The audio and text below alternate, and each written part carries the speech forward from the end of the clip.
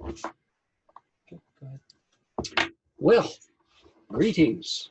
It is Frabjous Friday.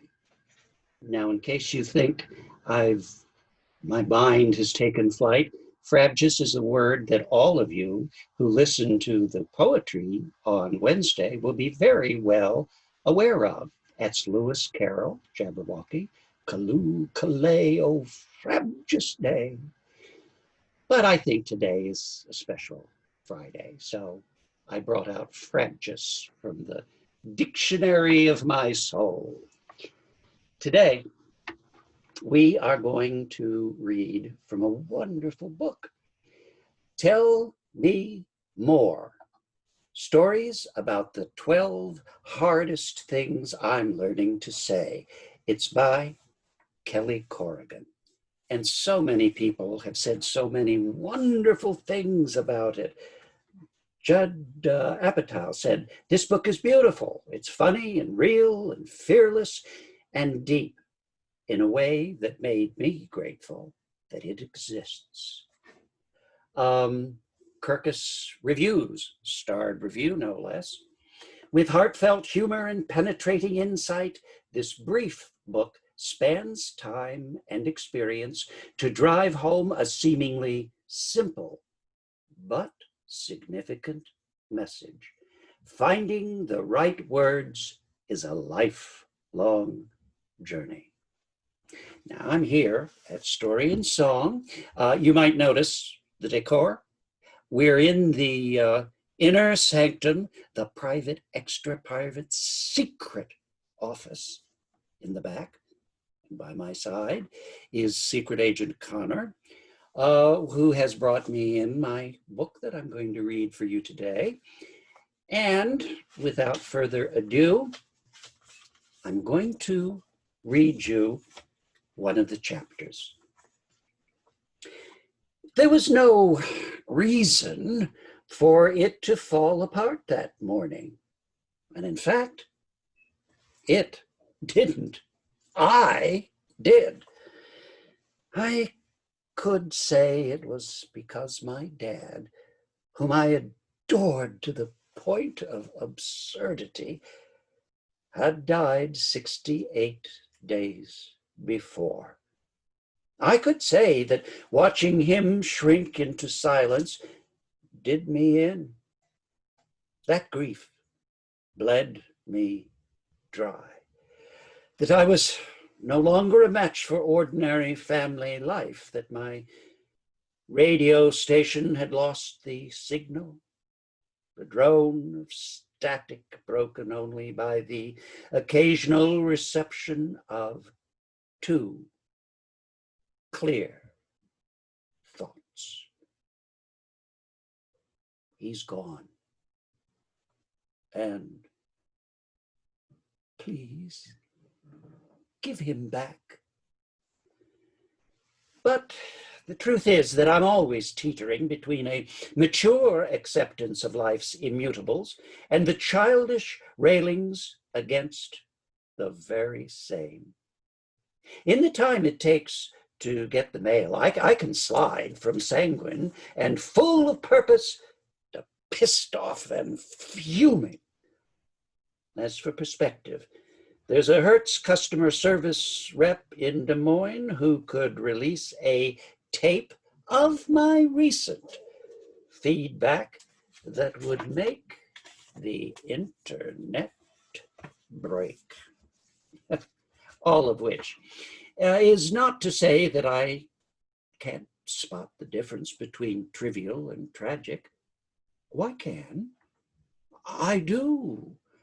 I genuflect in gratitude for my health, my husband, my kids, my central heating. I just can't stay bowed down. I keep popping back up and saying things like, does anyone else's back hurt? I have two teenage daughters. Georgia is 16 with Vidal Sassoon hair, almond brown eyes, flat feet, and one killer dimple. She likes lacrosse and Snapchat and prefers pre-calculus and chemistry to the humanities, where there are too many possible answers. Her interest in me hinges on allowance and rides. Offering more like an option visibly chafes her. Her independence tortures and impresses me. She is a world-class procrastinator who brushes her wet hair in the car on the way to the party and waits until we pull up to practice to put on her cleats. She is cool on the dance floor, and sometimes when she's telling me a story, I am as captivated by her as I have ever been by another human being. Now, Claire is 14, has blonde hair that turns brown in the winter, size 12 shoes, dark blue eyes she gets from her father, and a smile that can be seen from space. She plays volleyball and basketball because we make her. Lacrosse because she likes being outside in the spring. Without our interference, her extracurricular hours would be dedicated to the lyrics of Lin-Manuel Miranda, decorating baked goods with special nozzles she found on Amazon, and throwing theme parties, 6 a year, pegged to the holidays. She designs her own invitations, finds snack and decor ideas on BuzzFeed, and plugs in a $14 disco light to energize the dance floor that is our deck. In 5th grade, she got every single answer right on a standardized test that was given over 4 days. But that doesn't mean she can spell schedule, S-K-E-D-U-L-E, or argument, A-R-G-U-E-M-E-N-T.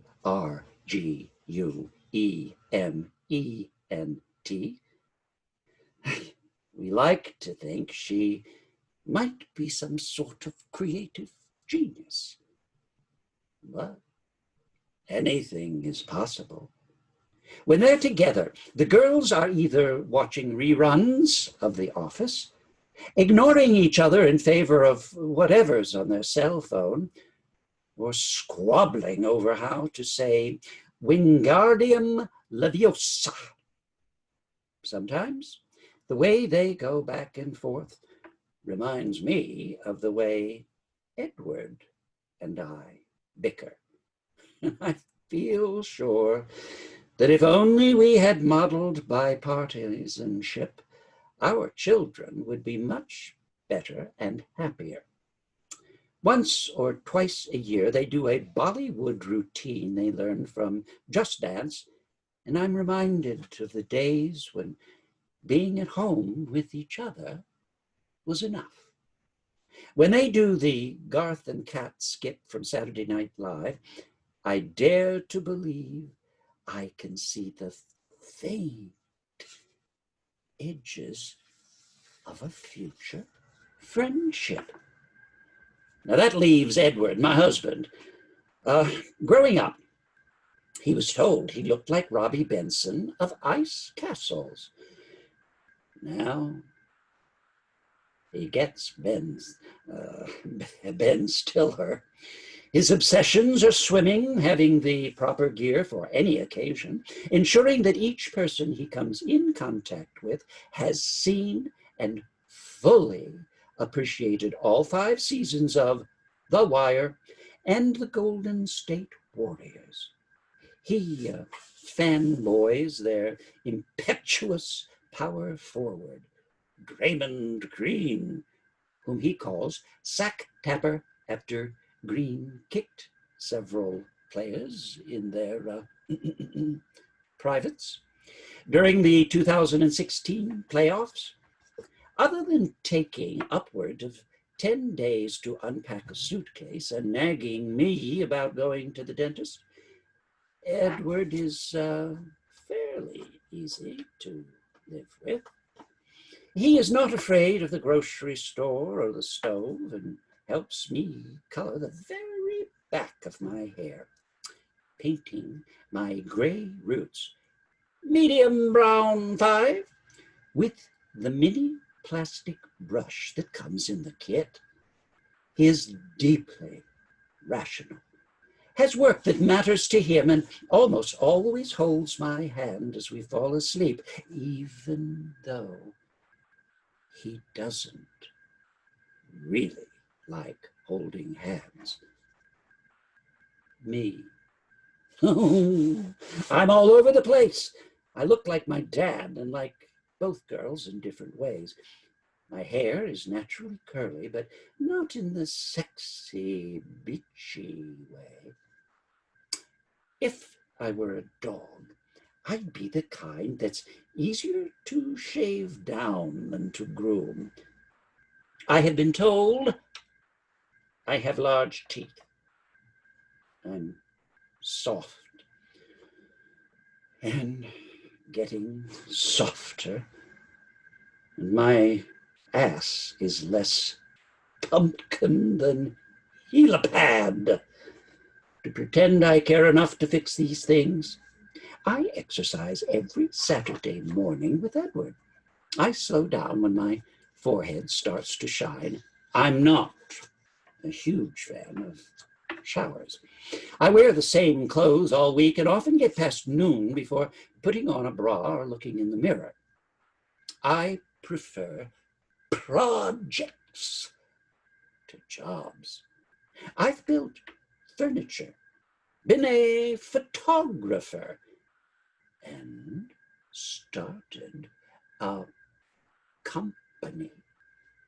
I am riddled with ideas, a dozen a day. My ambition waxes when I drink alcohol. One skinny margarita can have me filing to run for the state senate, and wanes in the morning after the kids leave, and I am alone with the work. The one absolutely good thing I do is volunteer for our local children's hospital. Every Tuesday, from 3 p.m. to 5 p.m., I hold babies in the neonatal intensive care unit. That's me. That's us. So, this one morning, I slept okay. The usual 5 a.m. stumble to the loo and back to the sack for another couple hours in bed until, like curtains snapping open, I am awake. There's bacon cooking. I can smell it, which puts Edward in the kitchen, attending to his clockwork need for breakfast meats.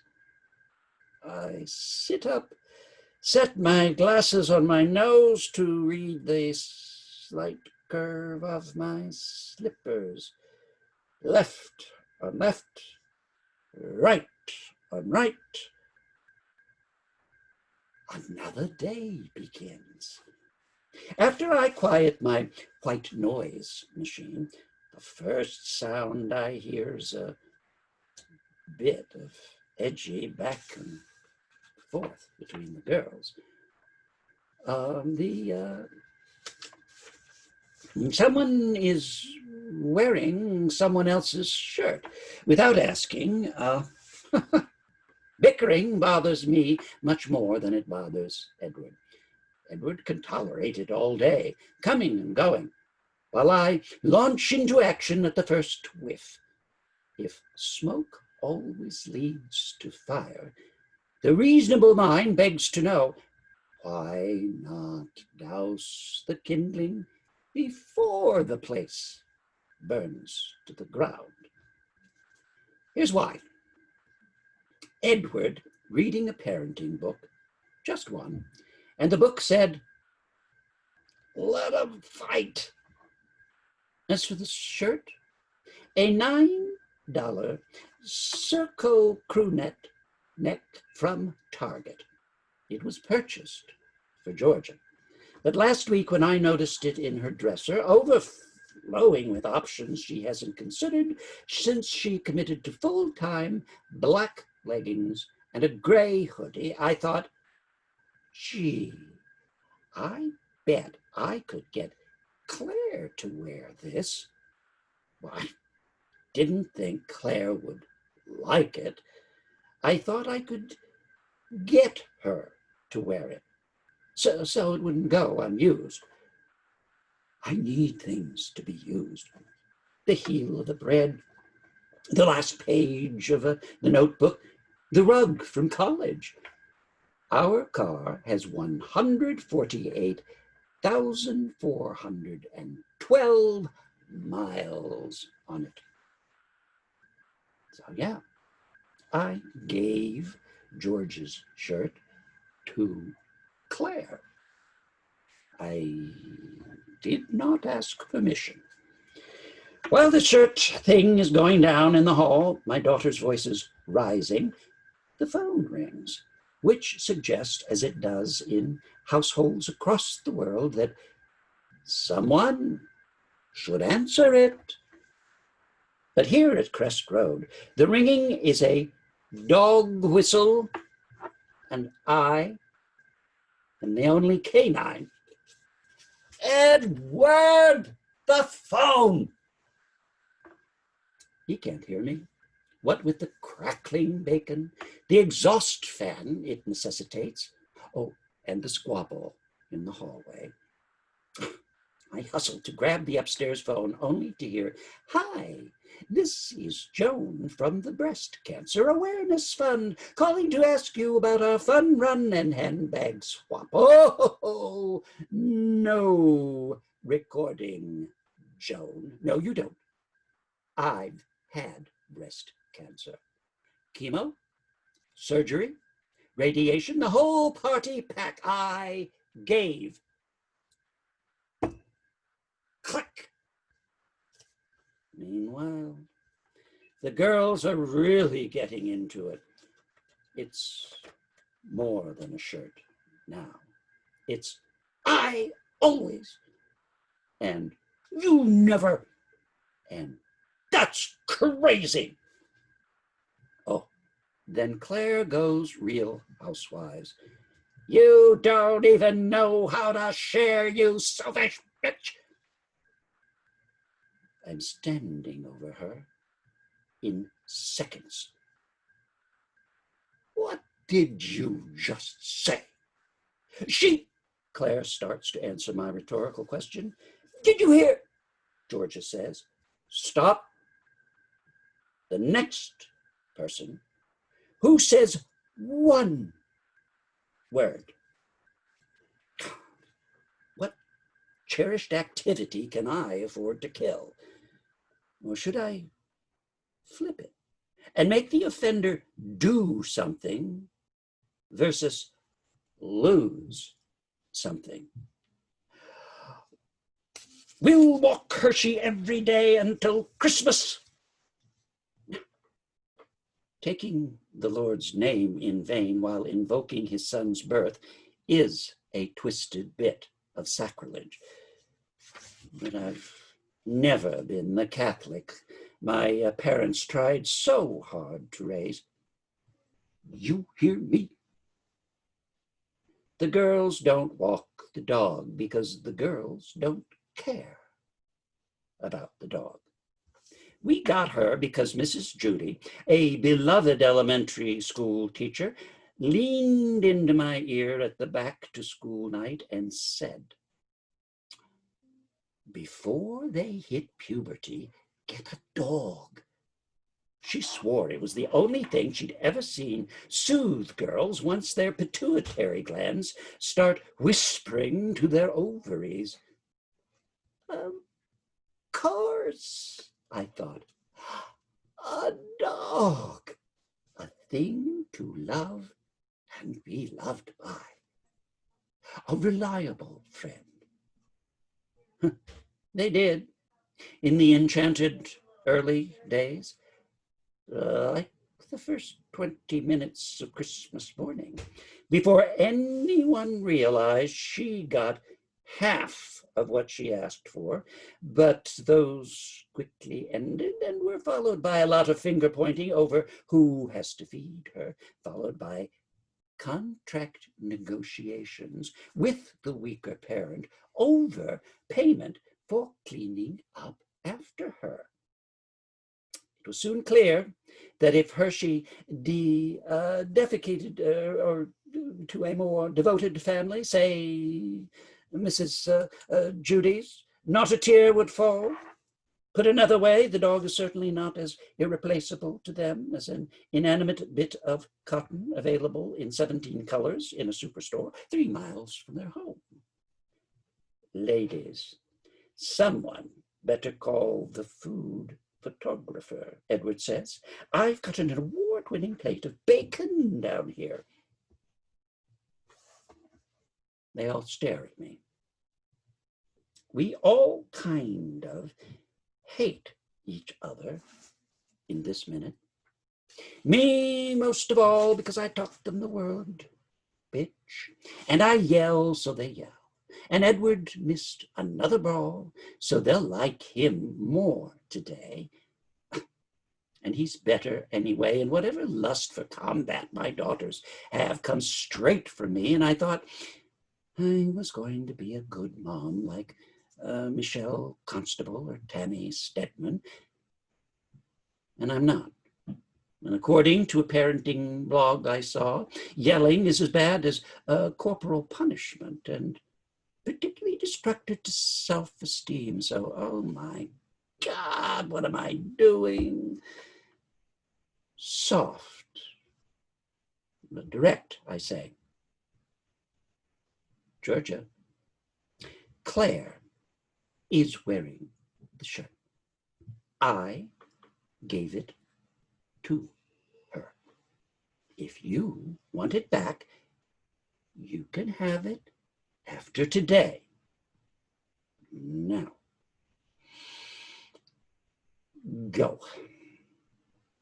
Georgia turns in a theatrical huff.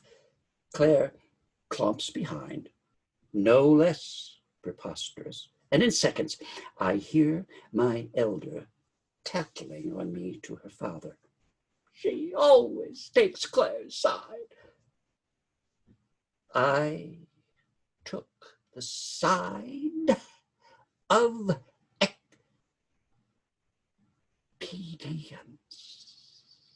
I want to scream, but I can't defend myself against my accuser, not only because that would make my daughter equal to me in a way that's verboten, according to the last conversation I had with my mother, but also because the phone rings again, and it's her, my mom, calling as if she knew I was headed for a doomed arbitration. Just as well, the girls are eating bacon with Super Edward. What do they care about a t-shirt now? My mom is some number of years over 70. She doesn't care for specifics on this point. She loves playing games, everything from gin rummy to those elaborate bracket pools for the NCCA basketball tournament. She's quick to suggest a small wager and always pays. She once bet my friend Jamie $1 on a college football game, and when she lost, she lent him a fresh $1 bill in the mail. She's mostly retired real estate agent and former blonde who dresses entirely for comfort. She stands about 5'3" these days. She raised my 2 older brothers and me in Villanova on Wooded Lane, in a house she and my father bought the year her second favorite movie came out, The Graduate, edged out in decades later by Pretty Woman. 49 years after they moved in, she's calling from the same kitchen, this time for help figuring out how to transfer frequent flyer miles from her account from my dad's. my dad, whose pajamas I'm wearing, had a whopping 3,300 miles on American, enough for a free onboard chicken Caesar wrap. My mom heard from a friend that miles transfer after death. She wants to give me his account number to see if I can figure it out. I want to help her so much. Just not this way. Like my mother, I resent small print, forget every password, and fear all forms. In fact, at this very minute, I'm sitting on an expired driver's license rather than face the lines at DMV, even though Edward keeps telling me I can schedule an appointment online. Oh, like that's reliable. As for my mom, I'd much rather help by actually talking about my father, whom we called Greenie, a nickname he picked up in college for reasons involving a bad hangover. I want her to tell me how monochromatic every day seems now that he's gone, how limited the potential of any outing has become, and how dull it is to watch the Phillies go to noon mass, have a Smirnoff on the rocks, alone. I want to hear how hollow it feels to live without him after 50 years. Who does she play cards with? But Mary Corrigan does not do this sort of relating. It's not what she needs, not now, not ever. She needs privacy, church, and time. And right this minute, she needs to talk about closing bank accounts, returning his leased Buick before they charge her for another month, and those frequent flyer miles. While she reads out an account number that I pretend to write down, I imagine Greenie jumping on the line to ask about the Georgia peach and Claire the honey bear. The way he said their names. You'd have thought they were champion boxers or half-time performers at the Super Bowl. I noticed our neighbor's SUV idling out front, waiting to take the girls to school. Where's my backpack? One of his superstars bellows up the stairs to me in a way that sounds like an accusation. I don't know. Where did you look? Edward said, as we were taught to do by the girls' Montessori teachers back in preschool. Mom, where's my backpack? I put my hand over the phone. Where did you look? I put it by the front door. I take the bait. Ma, I can taste the metal hook, the feathery lure in my mouth. I gotta call you back before I'm even halfway down the stairs. I see the shoulder strap peeking out behind the coat closet door. Oh, come on, it's right here. Huh. She opens the front door, leaning in a pane of morning sun that lights up her scalp. Is that a knit? Before I can check, both girls are gone, and out the door crashes into its frame, popping the knocker up and down, like the caustic closing beats of a Black Sabbath song. It will be hours before they return and we start again. Another opportunity to be functional together. Another possible breakdown. Another afternoon combing for lice. Across the kitchen, Hershey whimpers near a pile of eggshells, emptying the last of their slime onto the counter. The bacon grease is turning white in the pan. I have not looked in the mirror or eaten. And there's Edward by the door, showered, shaved, and serene, his hand on the knob. You going, I asked. To work? Yeah, I'm going to work. Good for you. In about 4 seconds, it will be me alone in this house that has been sprayed with tension. Okay, he says. As he opens the door, the air of deliverance upon his cheek, I say, you see those hairballs? That's what I'm going to do when you leave. Well, first, I'm going to toss your eggshells.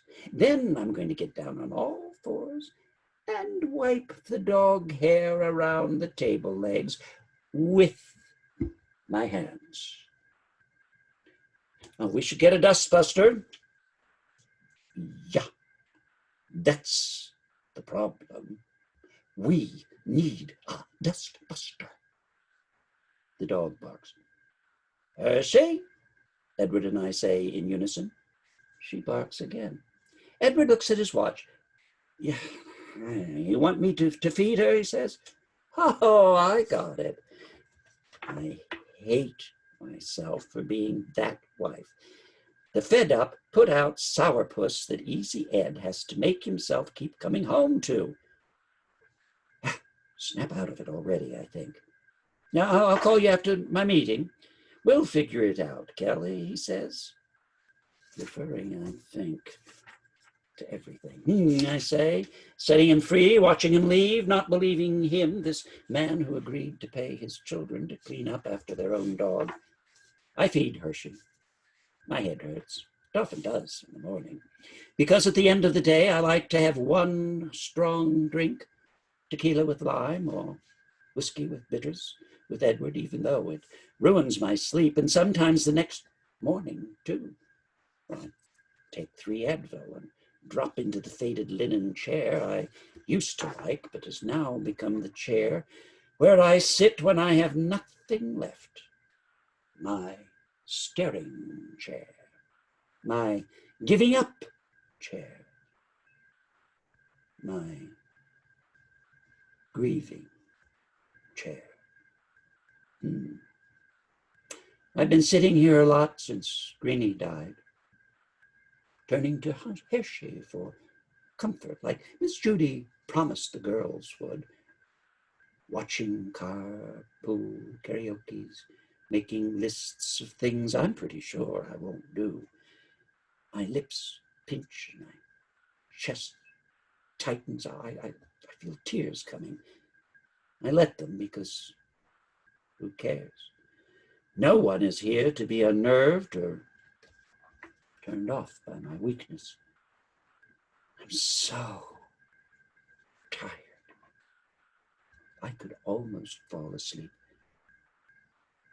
I want to call someone. But what is there to say? Looking toward the phone, thinking I might call my cousin Kathy, who is 10 years older and knows everything about grief and its pushy, erratic ways, I see a pile of cut fingernails. Or are they toenails? Scumbags. Oh, Kelly, my God, they are children, my better self says. Why can't I look at the girls the way Greenie did? Would it be so hard to help my mom with the frequent flyer miles?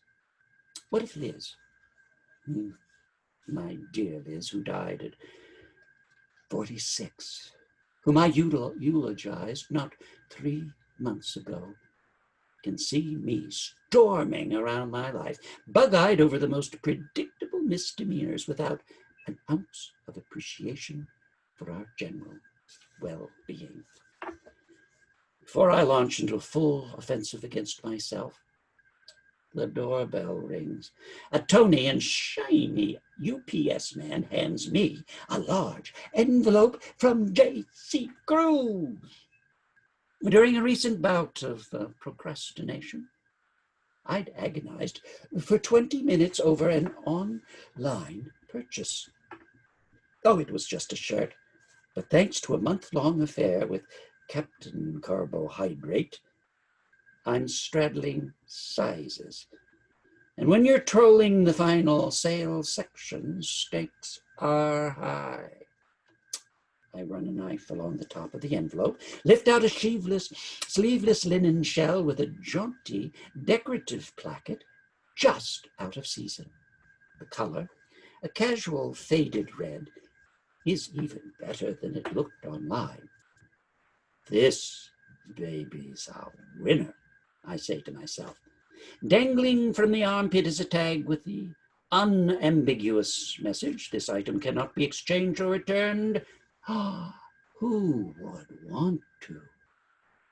I take the stairs 2 at a time, drop Greenie's pajama top on the floor in front of my dresser and shake the old Jessie's, my mother's term, into a minimizing underwire as I hand iron the folds of the top. The cut doesn't look as wide as I'd like, but then, hey, wait, it's on me. The placket looks good. The hem's hitting me right at the hip, but across the middle, I'm being hugged hard. Looking over my shoulder in the mirror, I can see the full outline of my bra, including the 3 rows of hook and eye clasps. Reach around, pull it off by the collar, but my C+ cups are holding strong. I try scooching the shell up slowly. Not happening. Many more minutes of sweaty contortions and obscenities get me nowhere. It seems I will wear this shirt under everything forever like a corset. There is only one way out. Grabbing a pair of the girl's craft scissors to use as the jaws of life, I slice open the shirt like an EMT. I'm so mad at J. Crew and those children and that husband, not to mention the red-faced mad woman in the mirror, that I actually growl, stopping only when I see 2 women, neighbors, power walking below my window with their beautiful, well-behaved dogs. I ball up the destruction along with the plastic packaging, stuff it deep into our trash can so I never have to see it again.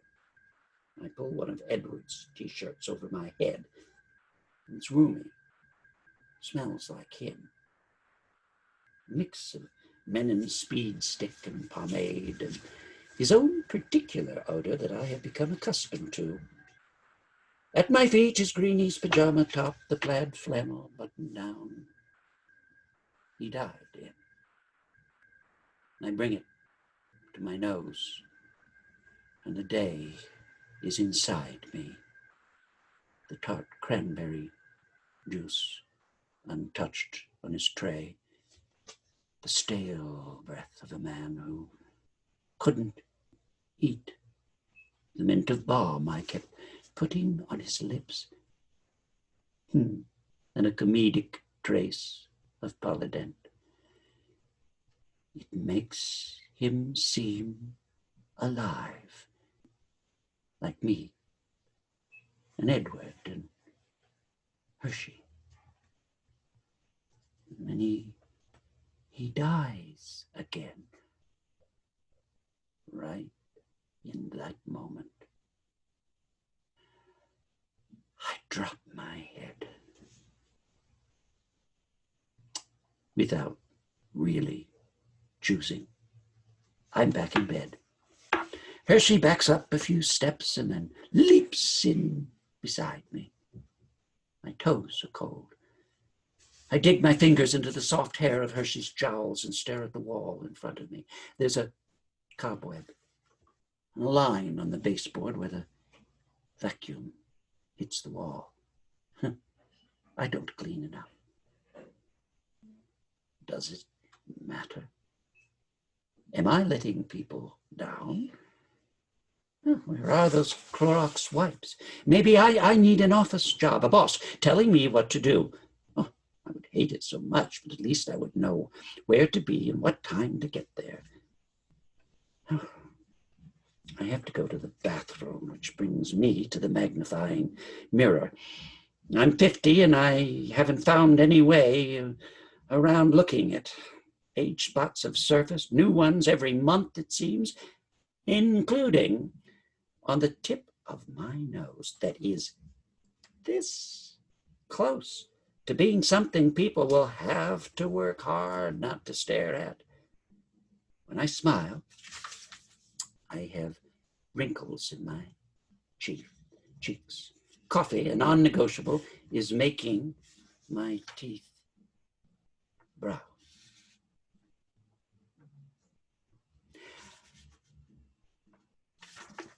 And I cut through something here to get you to another place. And I'm going to just jump. He, being Edward, laughed. And then, seeing that I was not kidding, said, accepting things as they are is difficult. A lot of people go to war with reality. What Will didn't point out, because he wanted me to arrive there on my own, this, by the way, was not Edward, this was Will, a friend of Edward's and a fellow worker. What Will didn't point out, because he wanted me to arrive there on my own, was that his brand of acceptance wasn't grim compromise or gritted teeth tolerance. He was not suggesting that we roll over, but rather that we kept rolling onward. I already knew this. Resistance is the road to bleeding ulcers, I joked with Edwards. Resistance is suffering on permanent repeat, I'd said offhandedly at parties. Only a fool berates the gods over stretch marks and bad weather and in-laws. I'd speechified to my girlfriends over cocktails. That was half the reason I bored myself, so I knew better.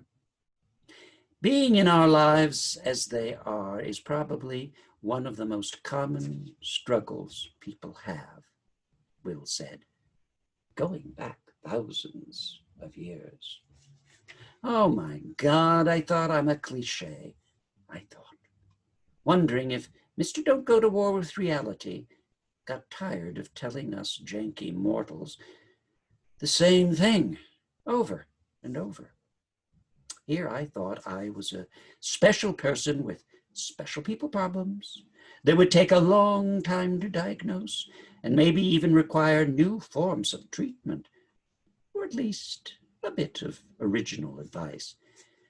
But I was everybody, a pocket truism that's been circulating for thousands of years would suffice. Hidden in the morning's frustrations like a rattlesnake in the woodpile is something else. I close my eyes so I can listen for the other thing, the further away, much worse thing in the quiet of my own head. Life ends. I've known this since the summer of 1972, when an ambulance drove away in silence with the old lady who gave out almond joys on Halloween.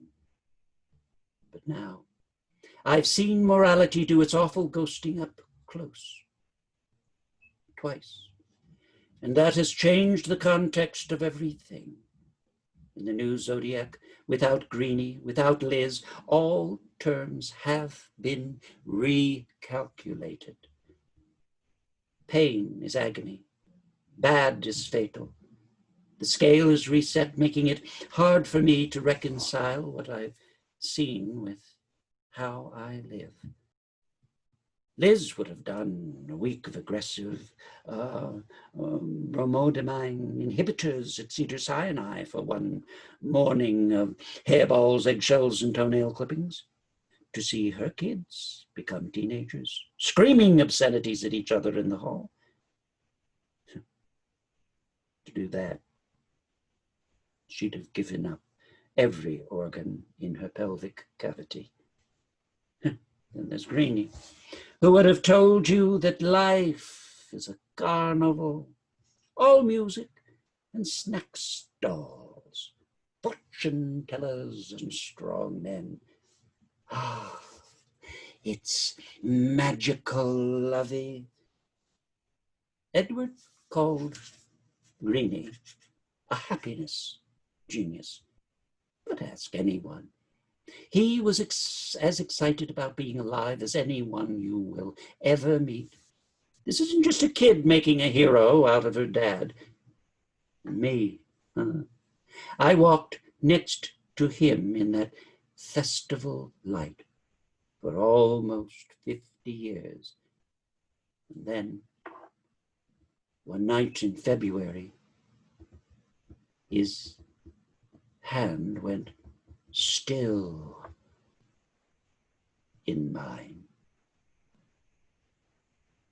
And here I am, same as ever, except quicker to anger and 13 pounds heavier. Shouldn't loss change a person for better, forever? Maybe Will's curious phrase, "It's like this," applies here too. This forgetting, this slide into smallness, this irritability and shame, this disorienting grief. It's like this. Minds don't rest. They reel and wander and fixate and roll back and reconsider, because it's like this, having a mind. Hearts don't idle. They swell and constrict and break and forgive, and behold, because it's like this, having a heart. Lives don't last. They thrill and confound and circle and overflow and disappear, because it's like this, having a life. There are 11 other stories in this book waiting for you to reach it from the shelves of story and song. Take it home. Regale yourself with stories and wisdom.